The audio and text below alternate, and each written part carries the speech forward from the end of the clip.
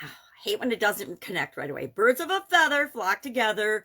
Relationship soap. What relationship are we going to soap up over the next, this whole week? We'll work on the relationship and adding the soap framework so that we can guarantee that we'll always be improving a particular relationship. We're going to pick one relationship for the annual challenge and just soap that up. So our assignment today, I made it short because yesterday was so long, is to pick what relationship you're going to apply the soap framework to. What relationship do you want to improve right now?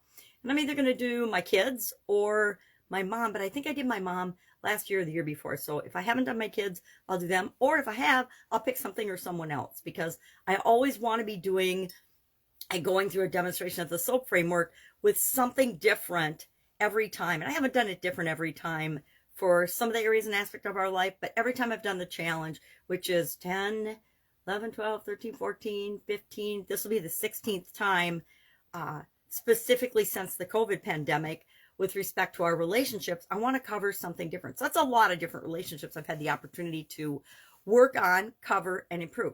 And there's some relationships I don't want to improve, right? They are what they are. And I don't want to improve my relationship with some people that I've interacted with in my life, some people that are relatives, right? That we don't get to pick our relatives, but we're still going to interact with them. But I'm not going to go out of my way to work to improve a relationship that would negative impact me, or that I don't want to be a part of anymore, right? Or that I just need to be, on certain instances or certain occasions, and I love this person because they're my relative, but it doesn't mean I want a better relationship with that person, because it's not good for me. And I know that, and I've identified that. So I want to pick a relationship that I do want to improve and that I do want to continually improve and get better at. And so that's what I'll do. I haven't picked mine exactly yet, but I'll do it by tomorrow, because that's my assignment for today in the annual challenge. Just like everyone else in the annual challenge, I do my challenges right along with the participants.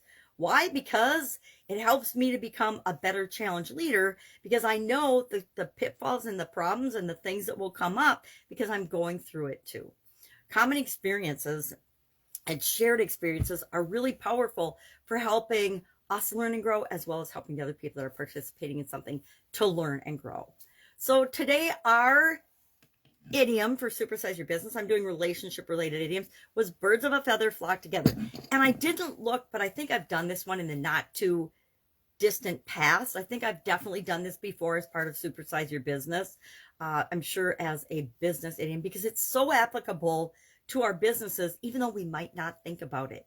Like attracts like. People are social beings. We want to come together. We want to identify with the things and the products and services and people and organizations that we agree with, that we feel a kindred spirit to, right?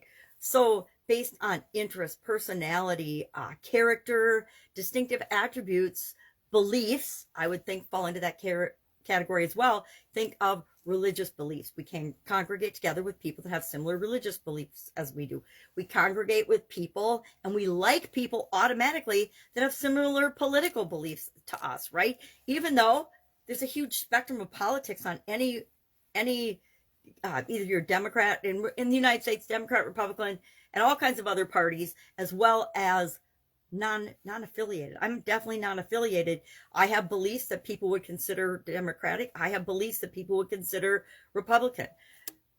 I find it really hard to believe personally that any business owner, anyone that builds businesses and supersizes businesses, is for the entire Democratic agenda. But that's just me. There are lots of huge business builders that are Democratic. Think of Elon Musk. Elon Musk just said, hey, I'm no longer going to be a Democrat because of what they're doing. I'm going to be a Republican, which, why does he say that? To create polarity and to create people amongst his followers that either like him more or like him less, because he understands that being himself is the number one thing each and every person on the planet wants to be. We forget sometimes that all of us human beings, although we want to identify and socially interact with other people, at the soul level, we just want to be loved, accepted, and appreciated for who we are, who we really are, not who we put on the masks and the veils that we wear throughout our life and in different situations in our life. We just want to be ourselves. And so I give you permission to be yourself. As long as you're not harming other people, 100% go out and be yourself. I will never say that it's okay to harm other people or other beings or other living creatures. It's not okay. But if you believe it's okay, I guess you do you and I'll do me. So birds of a feather flock together. We talked about the importance of creating a culture and an environment and actually creating that polarity like Elon Musk does by letting people know what you do and do not stand for, letting people know what you do and do not believe in, gathering your people together, giving them a place to come together, whether it's on your website, in a social media platform or group, through email or other forms of communication. Maybe you have a newsletter, maybe you do a podcast, maybe you do events and you bring people together for your events. Whatever works and feels right and best and aligns with who you are. So birds of a feather flock together. And then the SOAP framework. SOAP framework, the more I have used the SOAP framework, the more I share and teach it, the more I love it. I love simple frameworks that help us to automatically get us results in our life. And the SOAP framework, like many other frameworks, does that. I think back to the simple frameworks and processes that I've used and tools that I learned and I've used for like decades throughout my whole life. The life framework, I've used that since I was in my early, probably 20, I was 21 in the hospital in Omaha, Nebraska, all by myself because my sister was working in Valley, Nebraska. My sister and I were working in Valley, Nebraska one summer. And that was the first time I really got sick and had major health challenges. And I ended up in the hospital in Omaha, Nebraska, because that was the closest hospital. And all the people that I knew out there and had met out there were working. And so I'd see them sometimes, but mostly I was there by myself. And that's when I started following Tony Robbins, because he was on the late night infomercials, and I started following Tony Robbins. So that was, that was a lot of years ago, like 41 years ago. Oh my God, can that really be 40, 56? Yep, 41 years ago. Wow. So I've been a Tony Robbins follower and fan in personal development, personal growth, NLP, lifelong learner for a long, long time.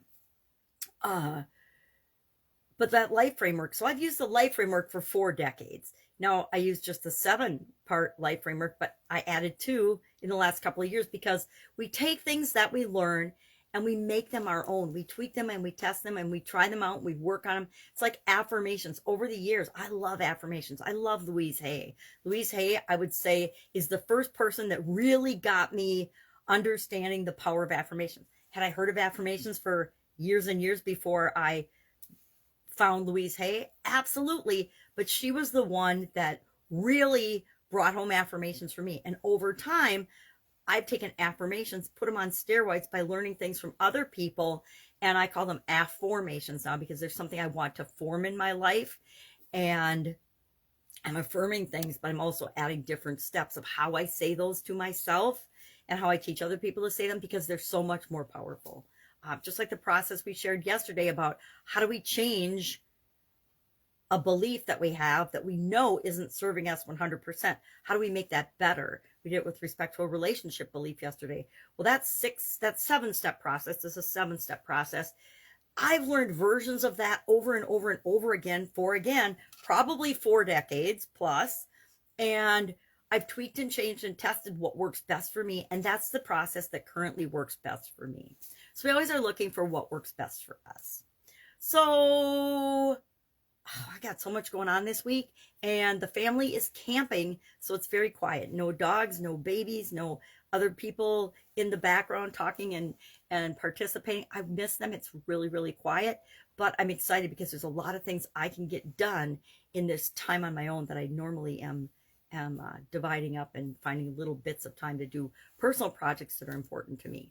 So if I can help you in any way, hit me up and ask. Otherwise, I'll be with you tomorrow. Have an absolutely amazing day.